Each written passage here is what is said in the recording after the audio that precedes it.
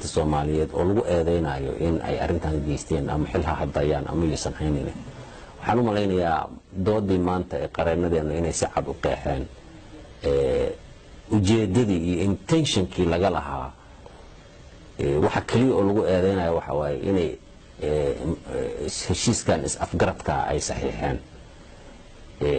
anigu shakhsiyan asxiraali ahaan as mas'uuliyad ahaan aniga oo aan munaafaqadaynin aniga oo aan cidna aan hubaysanin waxaan aaminsanahay anigu shakhsiyan in ay mudan yihiin in lagu siiyo credit in lagu siiyo ka hadlidii ay ka hadleen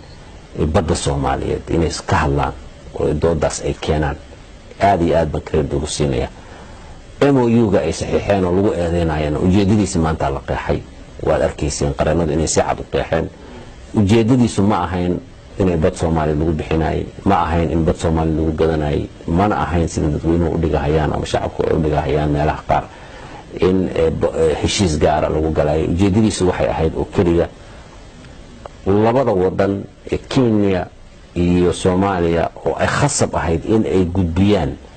warbixintooda khusaysa continental shelf-ga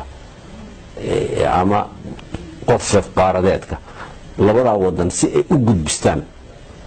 in aan wadanba wadanka kale uusan horistaag ku sameeynin ujeedadu saasay ahayd haddii Kenya waa laga rabay inay geeso Soomaaliya waa laga rabay inay geeso haddaan geyn weyno continental shelf-ga dhan sheegashadiisa meesha ka bixi lahayd Kenya haddii geyn weyso continental shelf-ga meesha ka bixi lahayd marka si ay u geystaan labada wadanba ayay heshiiskan waxay u galeen in qolo walba ay raali ka tahay inay geysato warbixinteeda ma khusayninba haba yaraatee wax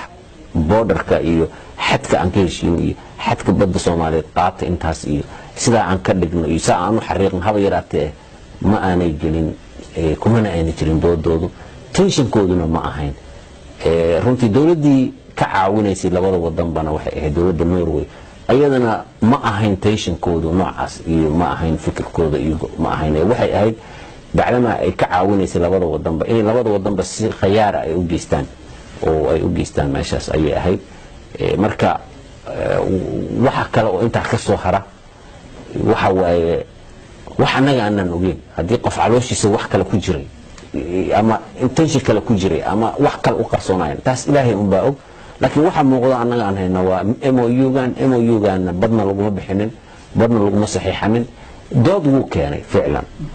oo shalay oo dhan wixii dooda Kenya waxay ku saleysnayd MOU si rabaan ha u fasirtaan laakiin haba yaraatee ma ahayn